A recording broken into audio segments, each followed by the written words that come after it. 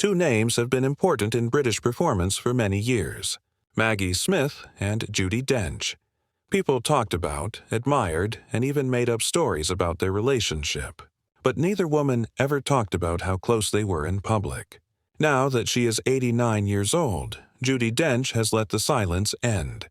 In her sadness, she told them the truth about how much friendship meant to her and how Maggie's death has left her with a hole that words can't fill.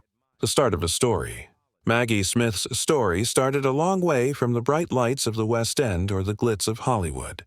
Mary Natalie Smith was born in Ilford, Essex, on December 28, 1934. She grew up in a middle-class family as the youngest of 3 children. Dr. Nathaniel was her father and a doctor. Margaret Hutton, her mother, is a secretary from Scotland. As war loomed over Europe in 1939, the Smith family moved from Ilford to Oxford to get away from the bombings in London. That move would be the deciding factor. Maggie found herself at the intersection of theater, culture, and education at Oxford. It was there that her love of words would grow. The performance. Maggie was not very friendly at Oxford High School. Still, there was something strong about her. Teachers noticed how creative she was, how naturally she could act, and how interested she was in Shakespeare's works. She wasn't the type of kid to yell to get attention. She instead watched, studied, and took it all in. By age 16, she was already getting antsy. She stopped going to school and joined the Oxford Playhouse, which is where she learned how to do stage work. She was already on stage as Viola in Twelfth Night when she was 17. Maggie didn't think this was acting. It was the start of a calling. She went to London to study at the Royal Academy of Dramatic Art because she was determined. It was very hard to get in, but her audition showed a raw, unpolished genius that made her stand out. She learned how to control her voice, move, and interpret classical music at RADA. These skills would be the foundation of her work. She joined the Oxford Playhouse Repertory Company in the early 1950s. Because shows were always happening, she had to learn her parts quickly, which sharpened both her memory and how smart she is emotionally. Maggie showed that she could handle dramatic and comedic roles just as well as the best actors. Even though she was only in her early 20s, she knew what she wanted to do. Not only would she act, she would also put up with it. There is a lot of competition at the Old Vic. By the end of the 1950s, Maggie Smith had grown too big for Oxford's small stages. She joined the famous London theatre company, the Old Vic, in 1959. It was there that reputations were made and lost through Shakespearean play. It was here that Maggie played one of the great female parts in the canon. Cleopatra in Antony and Cleopatra, Desdemona in All, and Viola in Twelfth Night. Each part was different and required her to make small changes in tone, being open and being in charge. Both critics and viewers started to notice that something was very different. Smith's skill at finding the right balance between restraint and intensity, making feelings that were both natural and deeply moving. She became friends with Laurence Olivier while she was at the Old Vic. At the time, Olivier was Britain's most famous actor and the founding director of the National Theatre Company. Olivier thought she was very talented and asked her to. In the early 1960s, you should join his business. However, respect did not equate to peace. Under the stage lights, there was a competition going on. Maggie was smart, funny, and didn't mind standing her ground, characteristics that didn't always get along with Olivier's strong personality. Their relationship at work hit a notorious low point in 1964 during a performance of Athol. Smith, who was cast as Desdemona opposite Olivier's Athol, said her lines with a subtlety that made her act stand out. It got annoying for Olivier, whose ego was as big as his skill. He hit her with a slap during a tense moment on stage. It wasn't in the plot. It was a real outburst. Years later, Smith would talk about what happened on the Graham Norton show in the dry way she is known for. But behind the young actress was fighting for her place in a world ruled by guys who were bigger than life, and she was laughing about it. Olivier still hired her to work on shows like The Master Builder and Much Ado About Nothing, even though they had this argument. They had a volatile but artistically electric relationship. Olivier is pushing the limits, and Smith won't let anyone else take the spotlight. Even though it hurt, the conflict made her stronger and honed her skills. She came out of the National Theater not only as a talented young woman, but also as a strong actress with her own unique style who made a big splash in movies and gained fame in Hollywood. Maggie Smith was taking over London's stages, but the movie business was calling her. In 1958, she had her first big movie part in the British crime thriller Nowhere to Go. She was still young and not well known. Still, her role as Bridget Howard got her a BAFTA nod. It was the first sign that her art could move from the old Vicks boards to the close of a camera lens. The turning point came in 1963 with the thriller The VIPs, which starred Richard Burton and Elizabeth Taylor. Maggie may have seemed like a small part in the supporting cast. In a room full of giants, she stood out because of her sharp timing and dramatic presence. The people in Hollywood started to pay attention. Then she got the part that would change her life and reputation. Jean Brodie, when she was at her best as Miss Jean Brodie. As a strange and strongly independent Scottish schoolteacher, Smith gave a performance that was full of intelligence, charm, and a disturbing drive. It was Jean Brodie's pride and delusions that led her students to disaster, even though she thought she was making them great. Smith showed all of the characters' contradictions by moving easily between funny, idealistic, and scary, manipulative times. She was praised by critics as a surprise. Her big break came when she won the Oscar for Best Actor in 1970, as a well-known British stage actor to a movie star around the world. Maggie was careful, while many people rushed toward Hollywood glamour. She went back to the theater often and kept switching between stage and screen. Still, movies kept calling her back. In Neil Simon's 1977 comedy California Suite, she played Diana Barry, an actor who goes through both professional failure and problems in the marriage. Smith gave the part a mix of biting humor and heartbreaking sadness. She got her second Academy Award for this time for Best Supporting Actress. Problems in life, love, and strength. Maggie Smith's personal life was just as dramatic as any part she's ever played, even when she wasn't getting praise or awards. She married the dynamic actor Robert Stevens in the 1960s. Stevens was both talented and troubled on stage. They made a promise when they got married. There are two great actors sharing the stage in the film.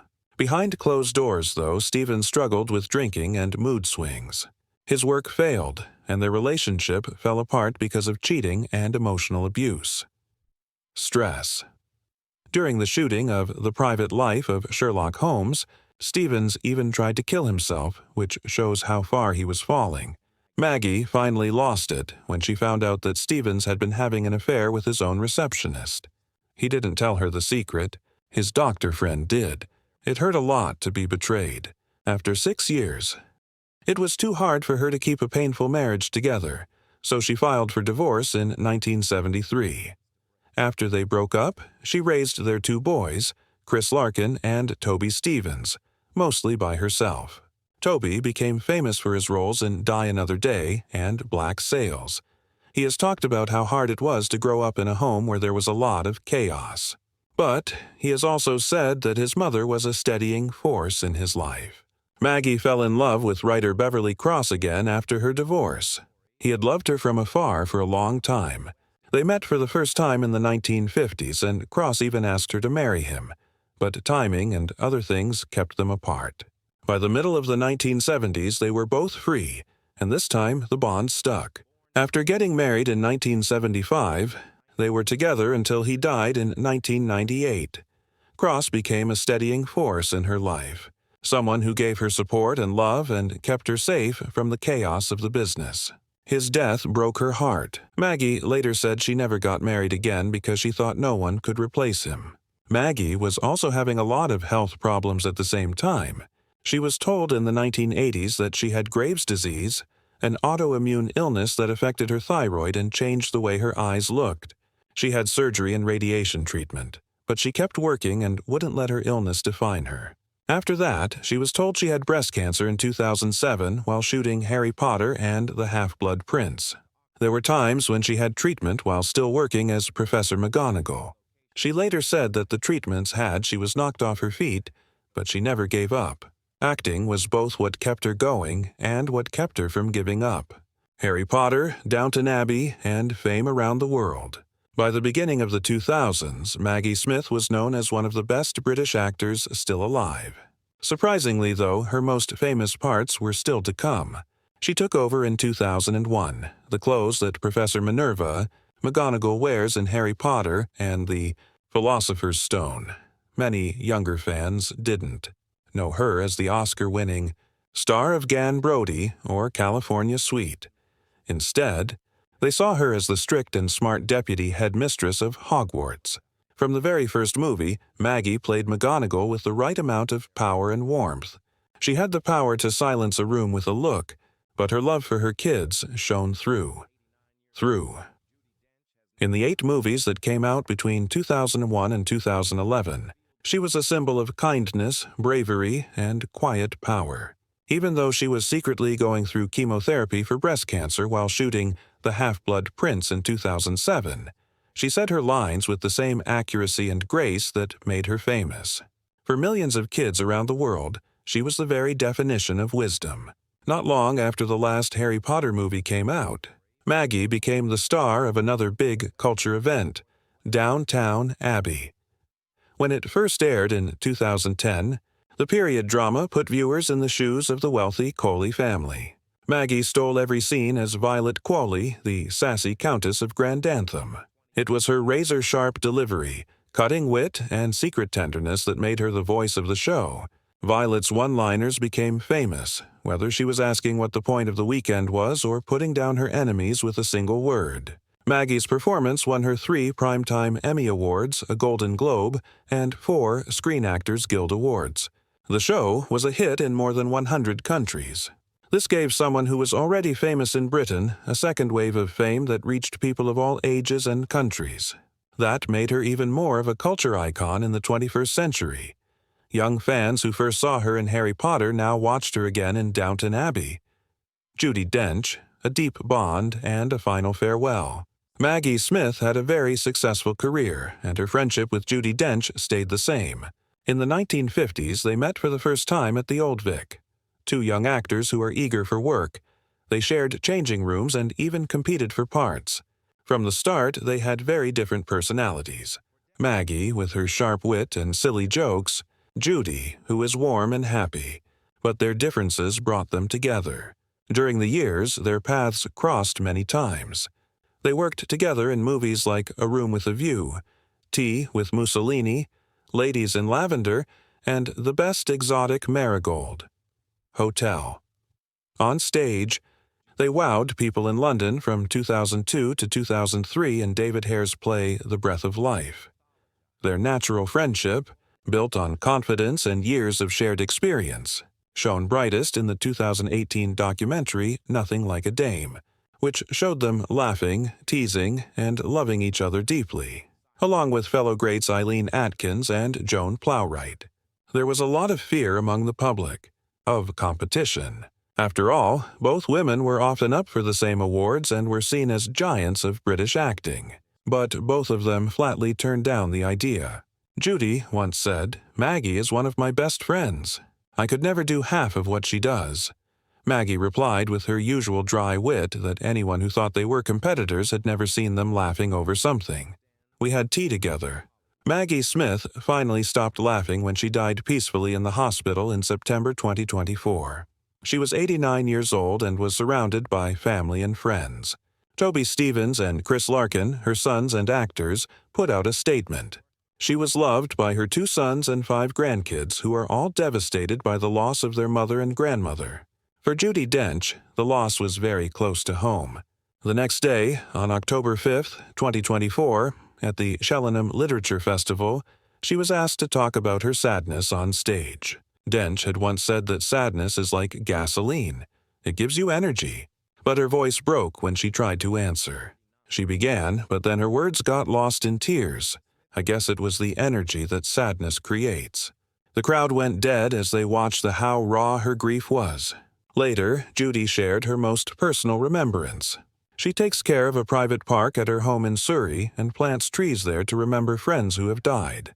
There, people like Alan Rickman, Helen McCroy, Natasha Richardson, and Stephen Sondheim are honored. She put in a crabapple tree for Maggie.